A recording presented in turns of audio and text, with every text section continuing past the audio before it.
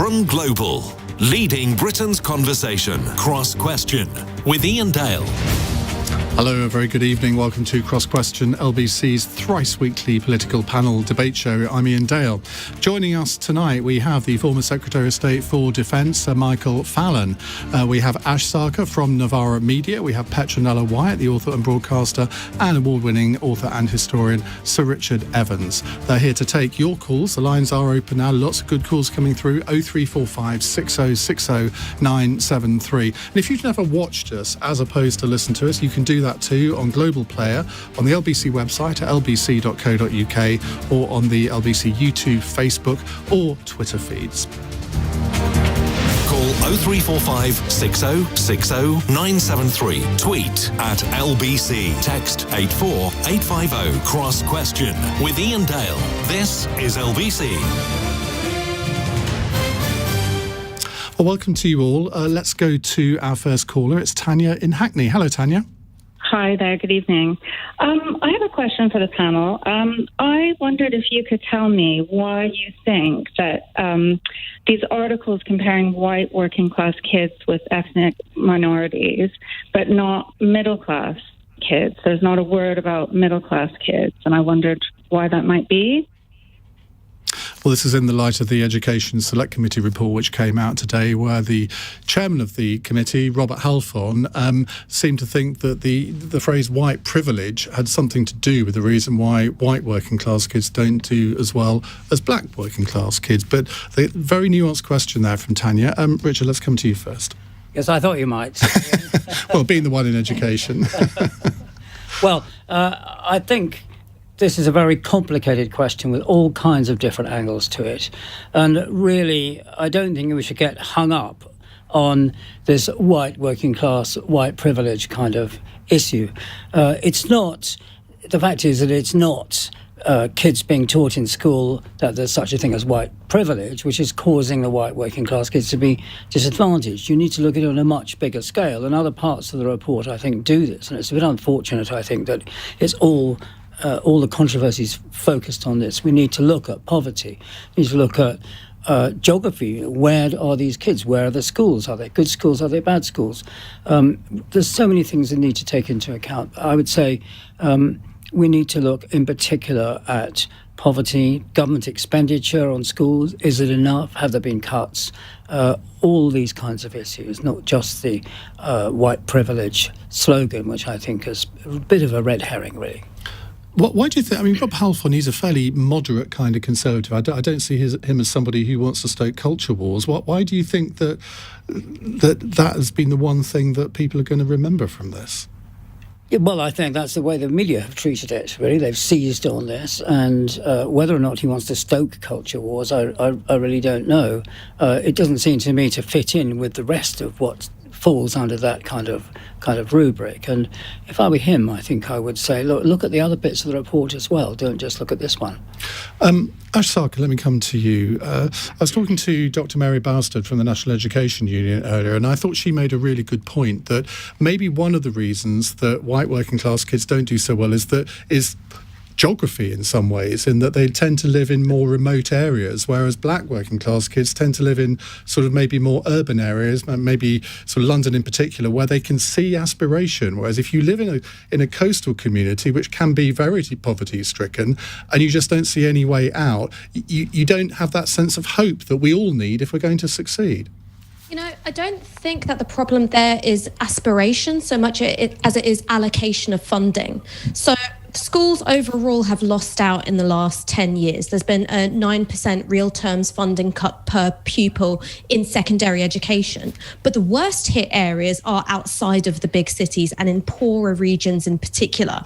And so those are areas which also tend to be less racially diverse. I do think you've also got some differences in terms of the work that's been put in over the last few decades to address what was once a very racialized disparity in educational outcomes, where where once upon a time it was black working class boys who were being left behind in the education system. There was money put into it, there was training put into it for teachers, and that changed. By the time that you kind of had a levelling out between working class attainment, and indeed you had some kind of cultural factors kicking in terms of some of the values that children of immigrants are raised with kind of kicking in, and you have better educational attainment, you then have the austerity years where just money is being taken out of the system.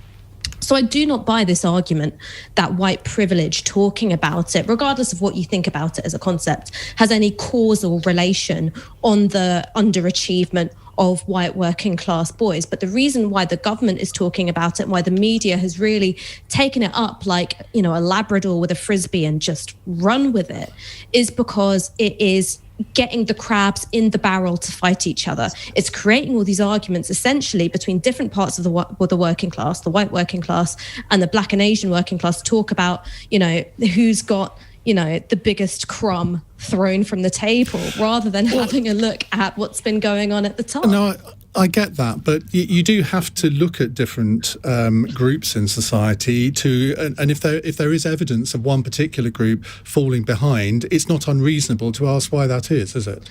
Oh, absolutely not. Absolutely not. And that is such a crucial question to address. But that means that you've got to provide serious answers and do serious research. When you have a look at the minutes from this committee, you can see that the talk about white privilege really is quite an ideological imposition. It is not really what the data and the serious scholarship is saying. It's because there's an ideological interest in stoking this culture wars, because then the Conservatives can pretend it's not been them in power for the last 10 years. It's been this imaginary middle-class anti-racist teacher who's been, yelling in the face of some deprived kid going, do you know you've got white privilege? It's a complete fantasy and concoction.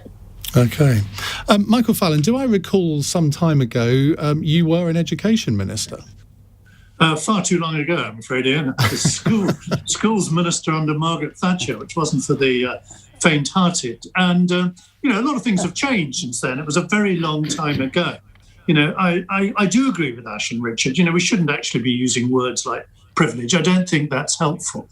But I don't buy all of Ash's, more political analysis that all this started back in 2010 when the Conservative coalition first came in. There have been funding issues. There were funding issues when I was minister all the way through, because the way in which local education authorities were funded was completely arbitrary.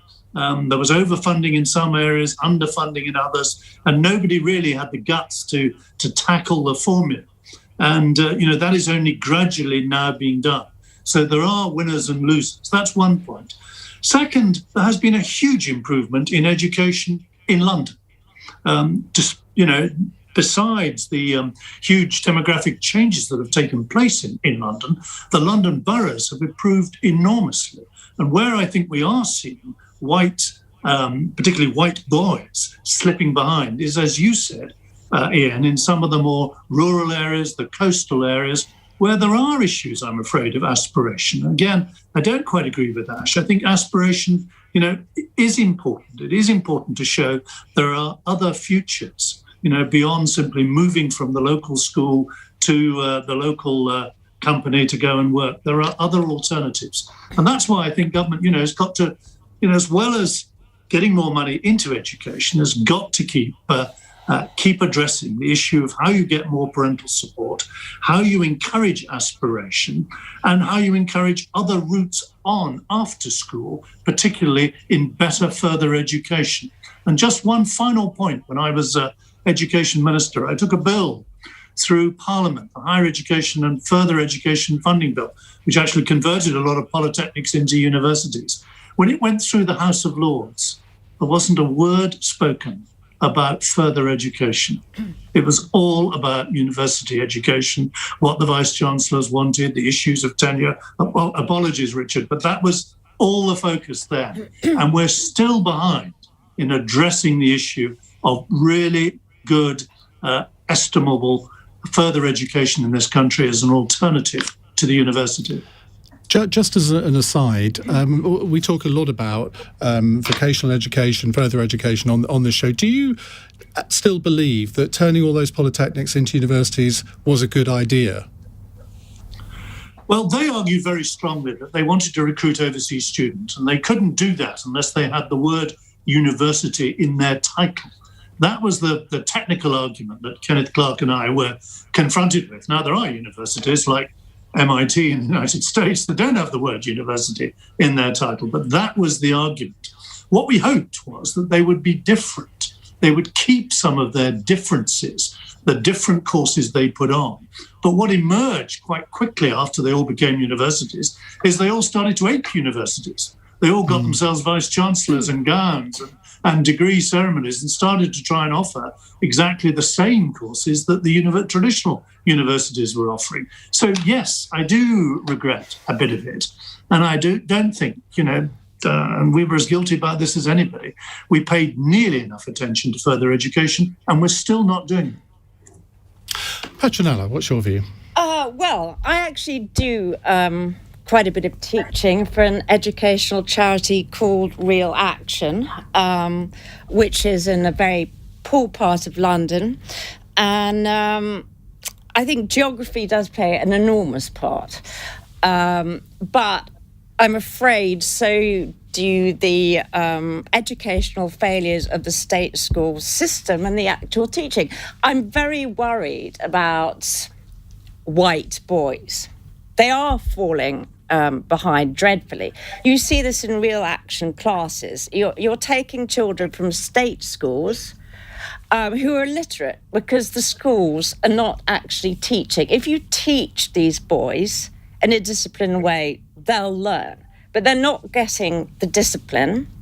And I think this is being ignored as something everyone wants to dance around, not talk about. But I've seen this because I do this nearly every Saturday. When you get them disciplined and you go back to, we use something called butterfly method, which is like old-fashioned phonetics, they just whiz ahead. But I also feel that boys as well, boys have an abundance of energy that they need a discipline that they're not getting. And they've largely been ignored. I think white, identical working class boys, poor boys, a lot of their parents, I see that too, they're from the criminal class. Whereas the children from ethnic minorities, that their parents are moving up to the professional class. I think a lot of these white families think that they've been ignored, forgotten about, that they're despised, and that they have no place in this country anymore. I think that's a huge problem. And Richard, from a university perspective, I mean, you were, when I first met you, you were teaching at UEA, I was a student there, you then moved on to Cambridge. I mean, universities have their issues in terms of the kinds of people that they're bringing in. Do you think that they're making enough of an effort to make sure that they get a diverse range of students, not just from ethnic minorities, but also the kind of kids that we're talking about here? Absolutely, yes. I mean, between UEA, where I taught you, Iain. Very well, if I may say so. Enough of this loving, I think. But between UEA and Cambridge, I was at Birkbeck for many years. It's in London. It's London University's college for part-time mature students. All sorts, all types, a lot of them with very few educational qualifications. And I think one of the things that Birkbeck does so well is show how important lifelong learning is. You don't just stop learning when you get to the age of 21 or 22. It's important to have the infrastructure there with other places like Birkbeck, which will pick, where you can pick up, learn more as you go on all kinds of different courses and degrees. As far as universities like Cambridge, a very, very different university, are concerned, there I think it's extraordinary what efforts are being made to recruit students who are not posh and to persuade students. I mean, I've given talks in secondary schools, in state secondary schools in East London and Stratford, places like that. It's very difficult to persuade bright students that Cambridge is for them. They say it's not for us. So what universities like Cambridge or Oxford or Manchester or many universities are doing is having courses, often put on by the Sutton Trust, which is a very important educational trust, trying to increase the diversity and social range of students at universities. You can come and do a foundation year now. You can get all kinds of help. There are scholarships, all kinds of things you can help. Believe me, universities like Oxford and Cambridge and many others are looking very, very hard to increase the proportion of state students, which they're doing. Not enough, but they're doing, and the proportion of state students at major universities is growing, it's increasing year on year, and also diversity. So it's a symbolic thing, perhaps, but we now have 3 black heads of college in Oxford and Cambridge, and that I think should show the way. 0345 6060 973 if you'd like to put a question to our panel. It's 16 minutes past 8. This is LBC.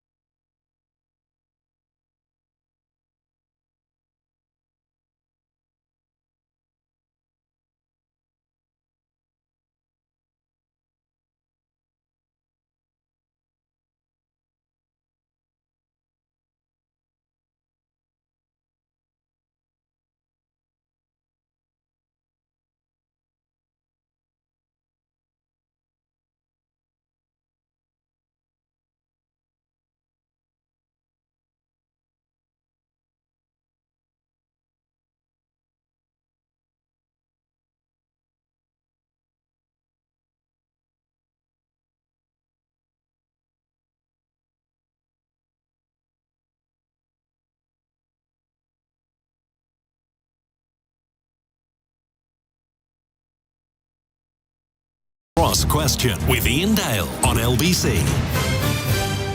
It's 90 minutes past 8 on Cross Question. Let me reintroduce my panel to you. Sir Michael Fallon, the former Defence Secretary, is with us. Ash Sarkar from Novara Media. Sir Richard Evans, historian, and Petronella Wyatt, author and writer. I'm going to ask you, before I read the next question out, which is a text from Shirley in Tunbridge, how many of you are familiar with the dating app Bumble? Michael? Ash? Richard? No. Petronella? No. Well, as I understand it, I've done lots of research on this. It is an app where the women basically have to make the first move. And it's very popular, I gather. Well, you were on it, were you? Yeah, I was. I was always really bad at the apps because I kind of felt like everyone else got this rule book that I didn't, and I didn't understand how to make conversation. So I got Bumble because I thought I make the first move, I'll have a better chance of like getting a date or something. And I arranged one Bumble date and I got stood up. So that tells you how good I was at Bumble. It's the or something I was worried about there, Ash. Anyway, the question is, Bumble, the dating app, is giving all of its staff a week off work to help them de-stress. Sounds lovely, but wouldn't a 4-day working week be better, says Shelley in Tunbridge. Petronella. Do we know why their staff apparently are so stressed? they were all burnt out, which I think is a bit odd because I would have thought dating apps haven't done a roaring trade over the last year. No, they haven't. I mean, the only men I've been meeting have been in supermarket queues. And they're generally between the ages of 65 and 95. I mean, what can you do? I don't go into what you can do online. No, a 4-day working week, it's a dangerous path to go down if we really want to bounce back after COVID. I don't think it's a very good idea to have this default position of people being allowed to work from home almost as much as they want without any penalties whatsoever. I mean, some offices can function that way, but other offices can't. Then we have the problems with, the City of London, the West End. And we don't want these sort of great cultural and economic hubs to become dead because other businesses depend on office workers. Restaurants depend on office workers. Shops depend on office workers. I dread to think what's happening in the Docklands at the moment because its economy, the businesses there, they are dependent on office workers. So in the long run, you're going to get a lot of unemployment, bankrupt businesses. I mean, it's a lovely idea. And in some cases it works, but you cannot introduce something like that across the board without... Okay. Michael Fallon, a 4-day working week, frankly, I have a 4-day working week and it's the best thing I ever did. I think it's a fantastic thing. But not every sector can cope with that. But then if you look at the trends over the last 20 or 30 years, the trend is to reduced working hours, isn't it? So do you think this is inevitable at some point?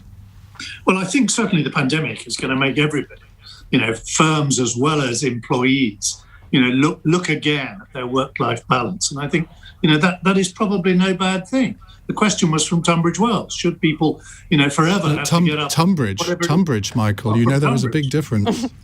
Even closer in. But, should people have to get up at 6 or 6:30 in the morning, 5 days a week, slog all the way into the city and back again?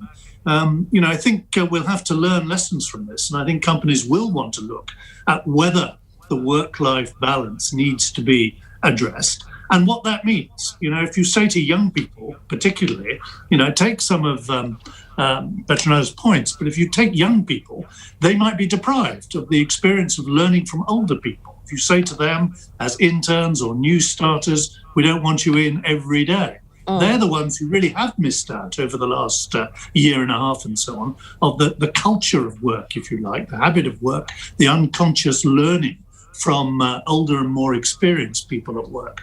So I think firms are going to have to tread very carefully. But if you're asking me, should the government be involved in this and actually formally start reducing the working week, my answer would be no, for a lot of the reasons that Petronella has given. But we are going to have to look at the work-life balance all over again. Ash, I can't imagine that you work just 4 days a week. I may nominally work 4 days a week, but I usually work 7. Would a 4-day working week really work for large sectors of the economy? Well, There was a report that came out on just this about a year ago by a think tank called Autonomy. And what it suggested was that if the public sector moved towards a 4-day working week, that not only would it create hundreds of thousands of new jobs, it would also be really beneficial to people, a better work-life balance. It would add the bulk of those new jobs to some of the poorest regions in the country, lots of red wall seats. And that also it would cost about the same as Rishi Sunak's, post-furlough job retention scheme, so it wouldn't even be that expensive. So I think that, I hear what Petronella is saying when she's saying... I think that was quite expensive, to be fair. I mean, it was tens of billions of pounds. So I think from the report, from how I remember reading it, and it was a while ago now, is that unlike Sunak's job retention scheme, this would add jobs to the economy.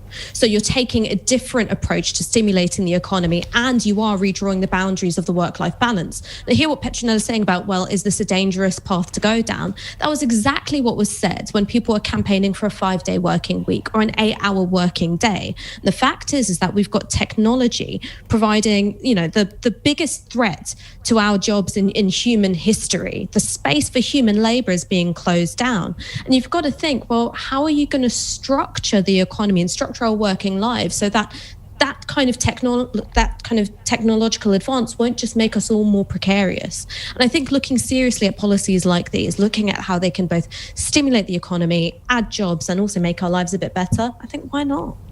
Could I just interject? So I do think that there's another factor here, which is we are mammals. We need contact with other human beings. Yes, we are. I know from experience that I'm less productive when I'm working from home on my own.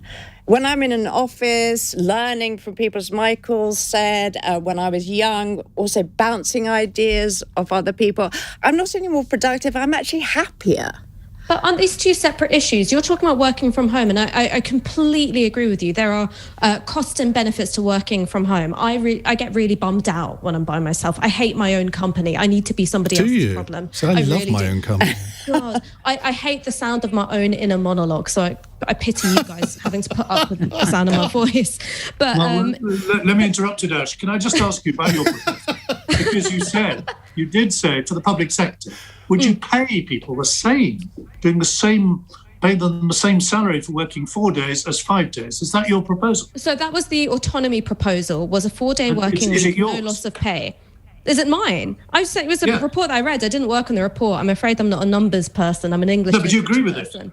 I think that is a really interesting idea, and it's worth trialing. It's certainly something that I would look at trialing in some of those really forward-thinking progressive councils, like say Preston, which has pursued an entirely different model of insourcing really, and has stimulated the local economy through doing that. I think that you may as well use some of these councils as kind of a testing ground for some of these policy ideas. I remember this. It out to the country.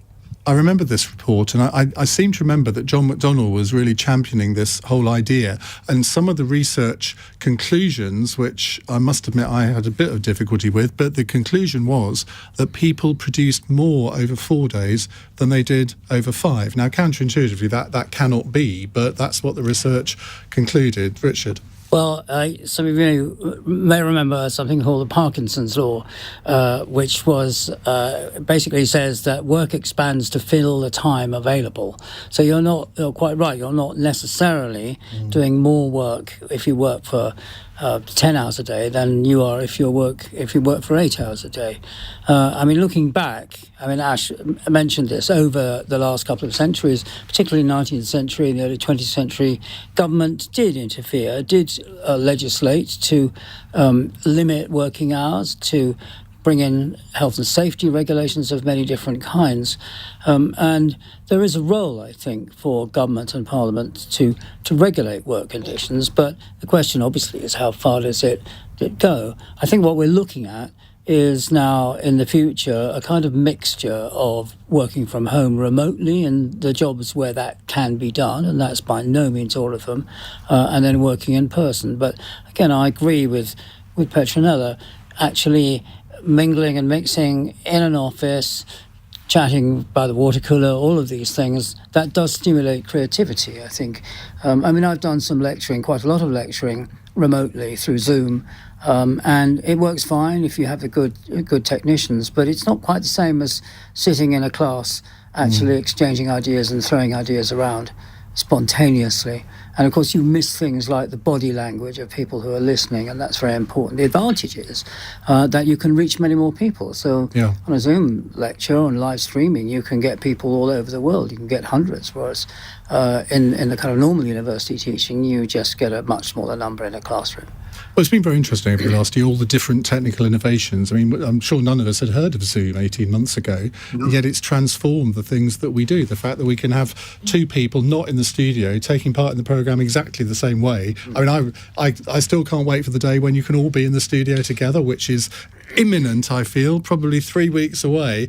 But we cope, don't we? Right, we are going to move on to another question in just a moment with our panel. 0345 6060 973. If you phone now, you will get through. We'll want to get lots more questions in before 9 o'clock. It's 8:31. Let's get the latest news headlines from Lucinda Horsley. Nicola Sturgeon says life could be almost completely back to normal in Scotland by August the 9th. The First Minister has set a target date for lifting all major coronavirus restrictions. It's been confirmed capacity for the Euros final and semi-finals at Wembley is being increased to 60,000 fans, but they'll have to show a negative COVID test or prove they've been fully vaccinated 2 weeks before the matches.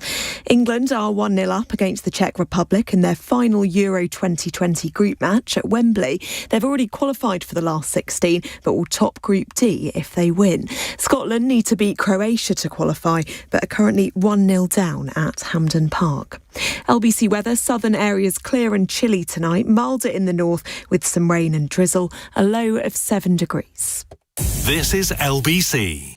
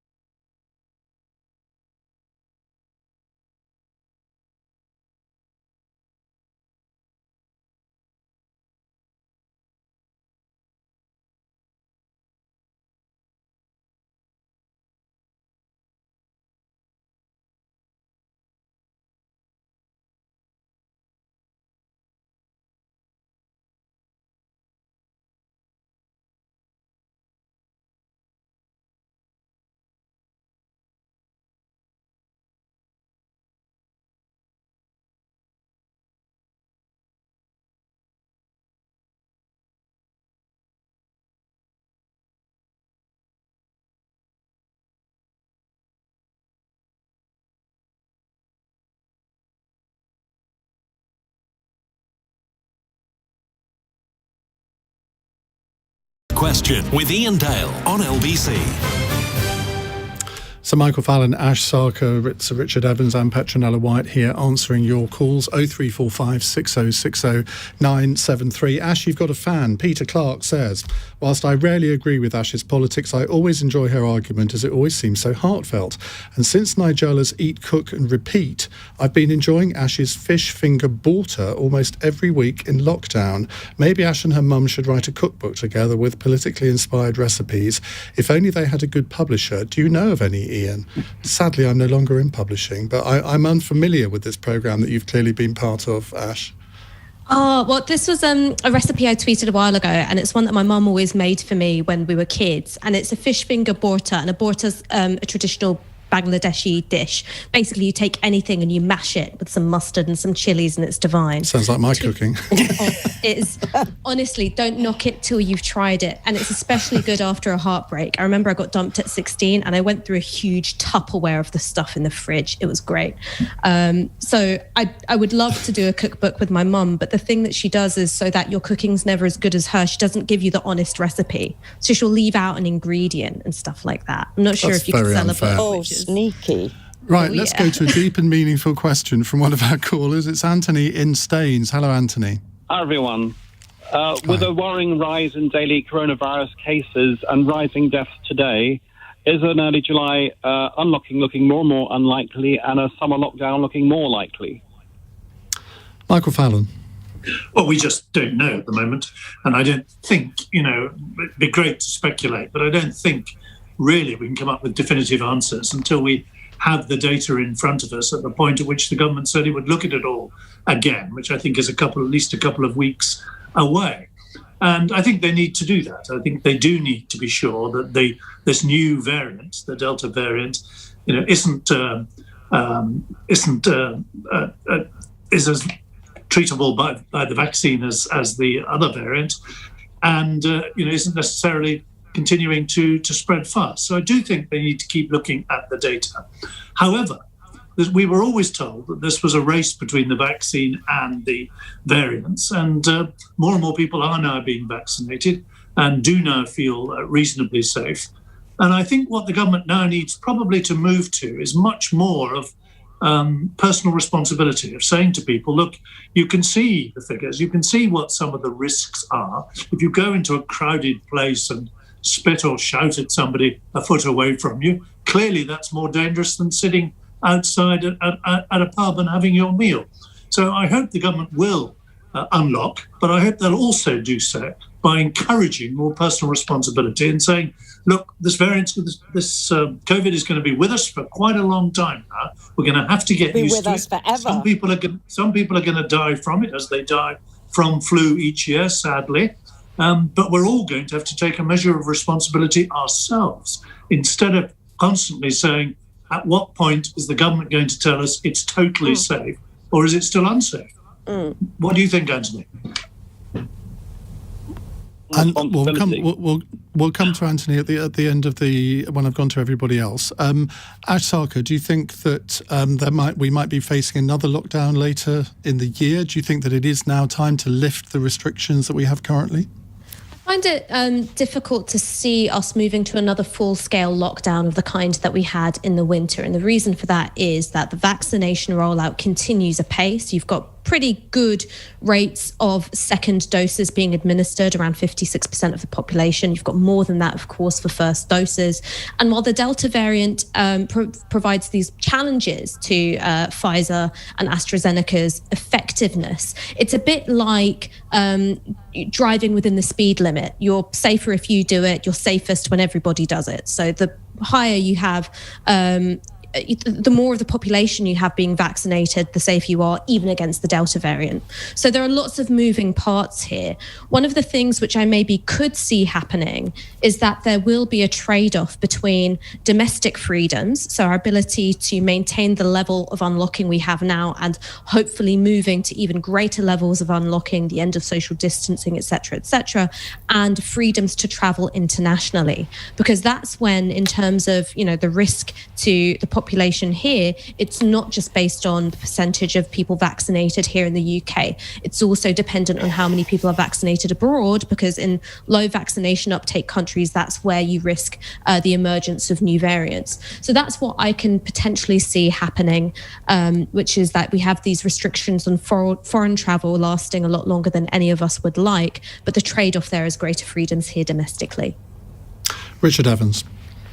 Well, I'm no good at telling a future. I'm a historian. I once published a book saying that German reunification was not going to happen in my lifetime, and it came out in August 1989. So I've always been very careful since then. I think it's very interesting to see how diseases and epidemics change our behaviour. For example, it was cholera in the late 19th century that led to everybody washing their hands after going to the toilet, for example. It didn't happen before. Then we're now used to it. It seems an automatic thing to do. This may be the same with wearing masks in certain crowded situations or crowded environments. Hard to tell, really. I certainly hope, like Ash, that this is going to be a relaxation of the rules. It's very depressing living in a lockdown for well over a year, which is what I've done. I only just started coming out of the lockdown. This is my second trip to London. Yes, you were very keen to be in the studio, not remote. I remember that when I was emailing. Absolutely, yes. It's a kind of liberation, basically, after being, I'm very lucky. I live in the country. I can go for nice walks and that kind of stuff. But coming to London is a great thing. It's just, I had my first train journey last week since 2019. Which just shows you the effects. It's been a massive, massive change. And I think everybody is hoping that we'll come out and that the rules will be relaxed. But and it's looking as if the third wave, which we're in, is going to be less dangerous and less devastating than the first two, because we have the vaccinations, we have now lots of therapies, which are much more successful. We also have... we're getting to 100% herd immunity. And the other thing is, in a democracy, either you treat people like responsible adults or you don't. The government cannot go on indefinitely telling us what and what not to do. I mean, that's simply not viable. COVID is not going to go away, ever. There's never going to be zero COVID. There'll always be variants. And I don't believe we're the only country where the variant like the Delta variant, we just talk about it a lot more, we do more testing. The key figure is deaths, not infections. And I was speaking to the head of nursing today at St Thomas's. They haven't had anyone in ICU with COVID for months. And I think the other interesting thing is that if we go on wearing masks, that affects our immune system. There's a new report out today saying we could be overwhelmed by flu in the winter, because if your body stops building up immunity to diseases, you're much more susceptible. So you could have more people than ever before dying of flu because they've been forced to wear masks long term. Are you worried at all, though, by the fact that in Israel today they've got another outbreak and 33% of the people who've caught the new COVID in this new outbreak have had a double vaccination? I mean, that sent a shiver down my spine. It depends how badly they've got it. Are they in ICU? No, they're not. Then it doesn't send a shiver down my spine. To me, I've had 2 vaccinations. If I get it, to me, it's like the flu. I think if you've had 2 vaccinations and you get it, I do know of people who've got it again, it's like the flu. We have to live with it. And the mental and physical cost of lockdown on too many people is just too high. Okay. Let's find out what Anthony in Staines thinks. Anthony. Yes, going back to Michael's point about the self-responsibility, I'm a big fan of that. But the trouble is, I think we've lost that self-responsibility and we're relying too heavily on the vaccines as a panacea. That's, I think, is going to be our Achilles heel with the third wave. OK, thank you very much indeed. We'll come back with more of your questions in a moment. It's coming up to 8:45. This is LBC. Welcome to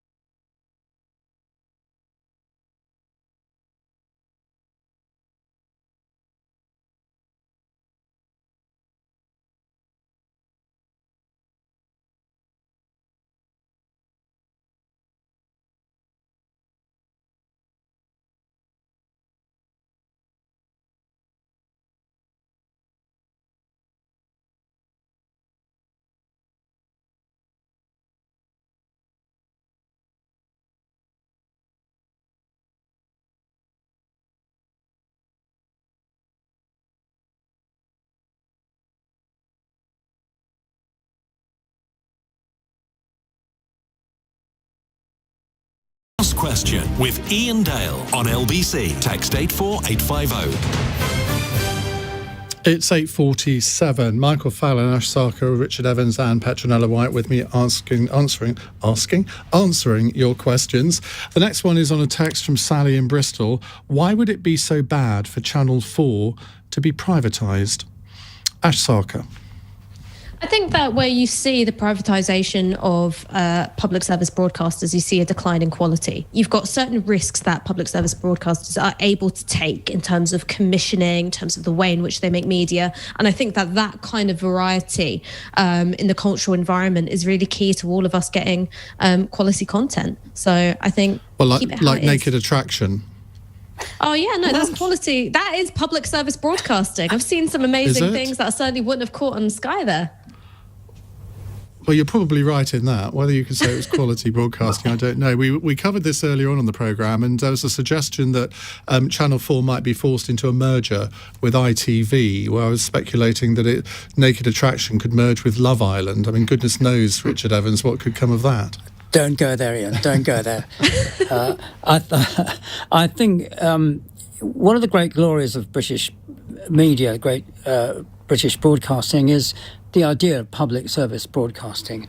I think we do it better than anybody, and certainly the BBC is a huge element in the soft power of Britain all over the world. It's the most trusted media organisation in the world. It makes mistakes, of course, sometimes things go wrong, but overall it's very important. And what I'm worried about is that a sort of slow, steady drip of reduction of public broadcasting until it gets to the position where it is in the United States, where it's just a tiny niche kind of organisation in the middle of really very poor quality commercial stations like Fox News, if I dare say it. So I do think Channel 4 is the public broadcasting arm of commercial television, and I think it should stay that way. Okay, Petronella? I won't say I couldn't care less, but Clearly you couldn't. but I do. In a way, I agree with Richard and Ash.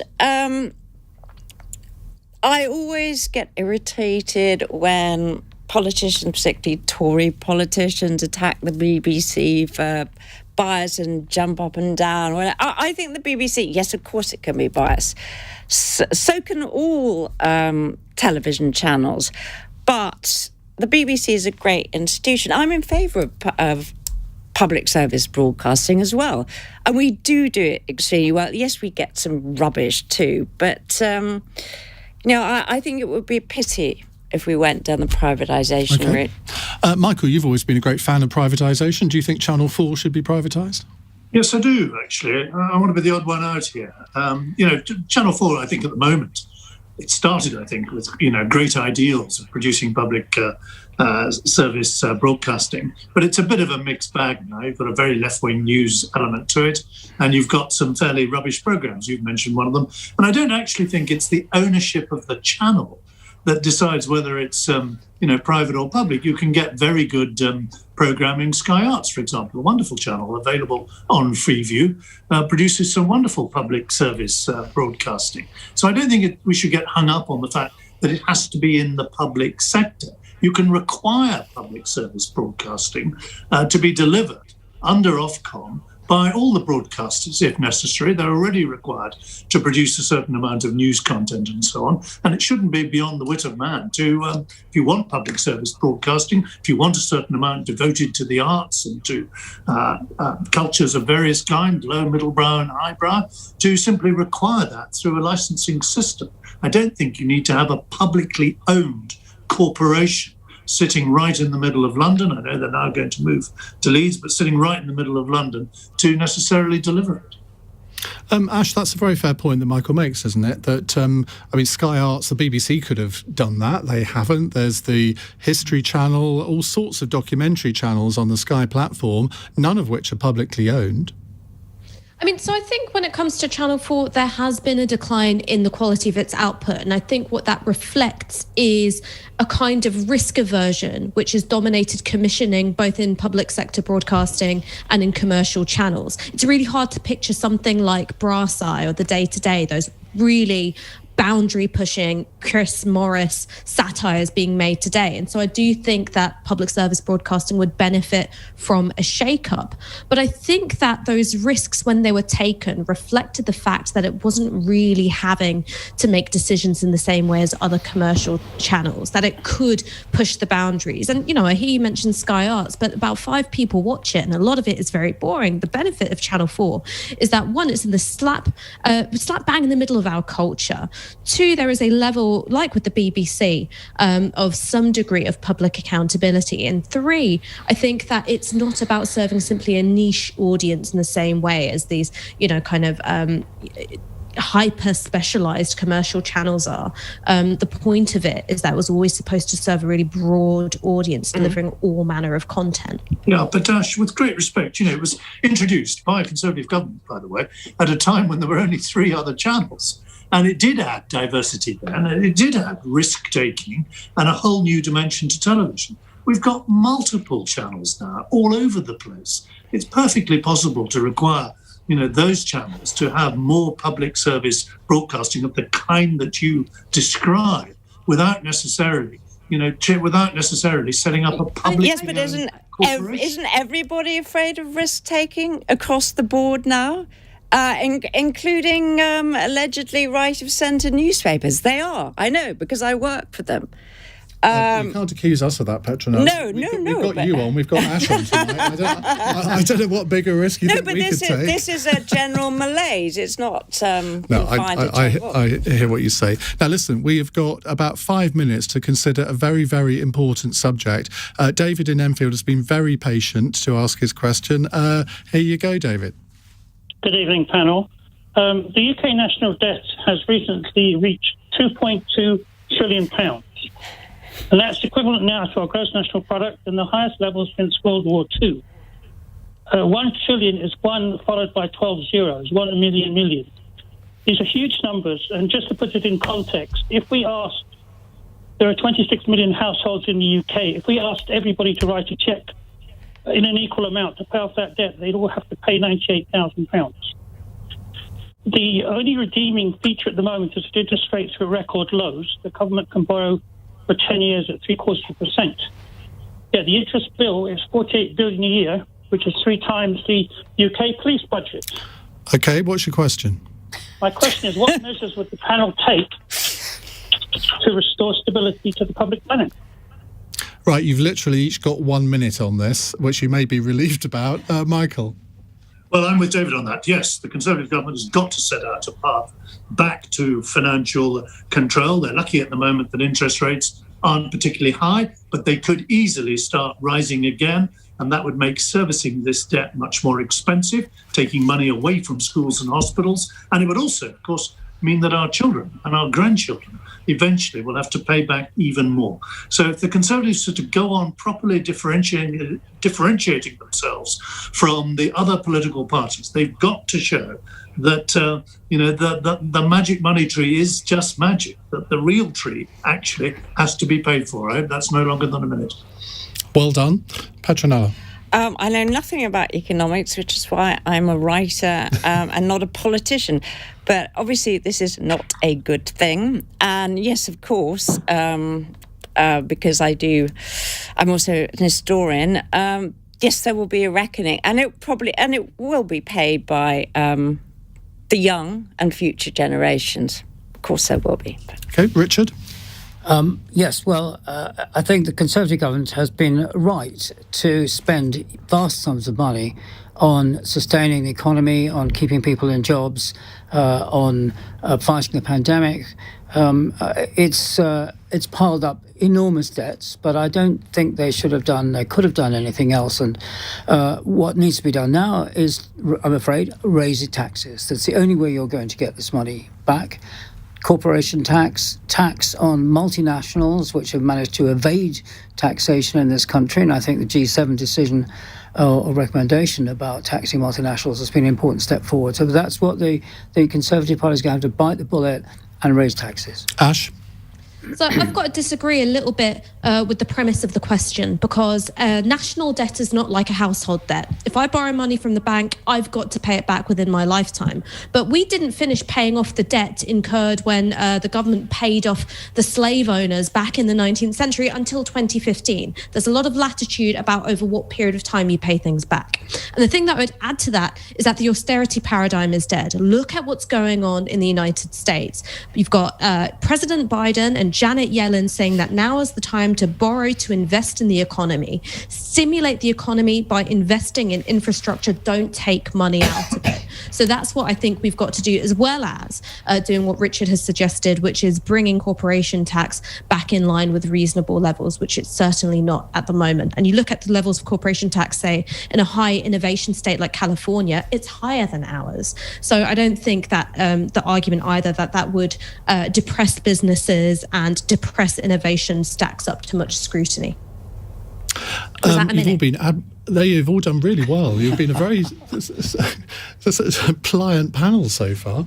Let me just tell you who's going to be on the programme tomorrow at 8 o'clock. Sir Vince Cable will be joining us. Alex Salmond will be here too. Rivka Brown, I think, is a colleague of yours at Novara Media, Ash. And Dame Andrea Leadsom will be here too. So a great panel tomorrow. Right, let's finish off with a final text, which is from Olivia in Kent. It seems we're in the throes of a cardboard shortage due to our online shopping habits. If I may, what was the last thing your panellists bought online? Ash, subscription to Bumble. Possibly mention it live on air when my mother might be listening. All I will say is that I had a great weekend. Anyway, it's nice having you on the programme, Ash. Richard? I'm afraid it was books. I thought it might be. Petronella? A safety net for a puppy, which I acquired today.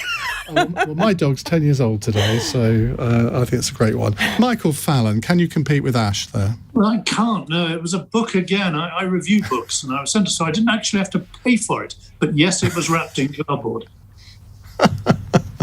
Well, thank you all very much indeed. Ash Sarkar, Michael Fallon, Richard Evans, and indeed Petronella Wyatt. We'll be back with Cross Question again tomorrow. You can catch up on all episodes of Cross Question on the Cross Question podcast, wherever you get your podcasts from. In a moment, we're going to return to that Education Select Committee report on why, and I want to ask why you think that white working class boys don't achieve the same results as their black counterparts. You're listening to LBC. It's 9 o'clock. On your radio, on Global Player, and Play LBC. leading Britain's conversation. This is LBC. From Global's newsroom, the World Health Organization has expressed concern over a decision to increase capacity for the Euros final and semi-finals at Wembley to 60,000 fans. That will see the stadium